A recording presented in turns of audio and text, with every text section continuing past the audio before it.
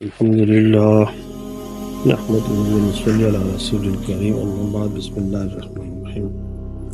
اللہ تعالیٰ نے فرمایا اعوذ باللہ من الشیطان الرجیم بسم اللہ الرحمن الرحیم ولا تحسبن الذین قتلوا فی سبیل اللہ امواتا بل احیاء عند ربہم یرزقون۔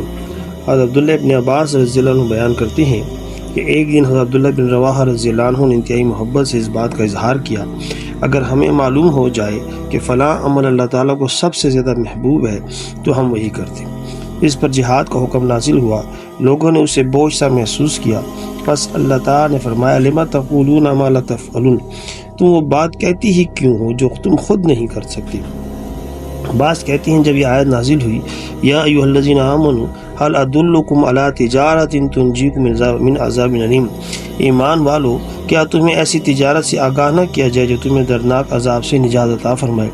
تو صحابہ کرام رضی اللہ تعالیٰ عنہم اجمعین کہنے لگے اگر ہمیں اس تجارت کا علم ہو جائے تو ہم اپنے جان و مال اہل و عیال تک دے کر بھی خریدنے سے گریز نہیں کریں گے۔ پھر یہ آیت نازل ہوئی تم وہی ہو جو اللہ تعالیٰ اور اس کے رسول پر ایمان لاتے ہوئے جہاد کرتے ہو۔ نبی کریم صلی اللہ علیہ وآلہ وسلم نے فرمایا غزوہ احد کے شہداء کی ارواح کو اللہ تعالیٰ نے سبز پرندوں کے جوف میں محفوظ کر دیا ہے، جو جنت کی نہروں پر اترتے ہیں، جنتی پھل کھاتے ہیں، عرش کے سائے میں آرام کرتے ہیں، اور عرش کے ساتھ جو سنہری قندیلیں آویزاں ہیں ان میں ٹھہرتے ہیں۔ جب انہیں عمدہ پاکیزہ کھانا پینا میسر ہوا سکون بخش آرام گاہیں حاصل ہیں تو آپس میں کہنے لگے کاش کہ ہمارے بھائیوں کو بھی علم ہو جائے جو کچھ اللہ تعالیٰ کی طرف سے ہمیں فضل و احسان نصیب ہوا تاکہ وہ جہاد میں خوب رغبت سے کام لیں۔ تو اللہ تعالیٰ نے ان کی دلجوئی کے لیے فرمایا تم خوش ہو جاؤ، میں تمہاری طرف سے بشارت سنائی دیتا ہوں۔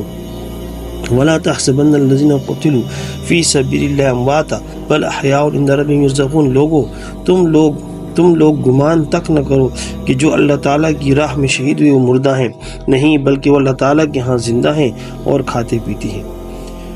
صحیح مسلم شریف میں ہے جو ایماندار خلوص دل سے شہادت کی آرزو رکھتا ہے اللہ تعالیٰ اسے شہداء کا مرتبہ عطا فرمائے گا اگرچہ وہ اپنے بستر پر ہی فوت ہو جائے۔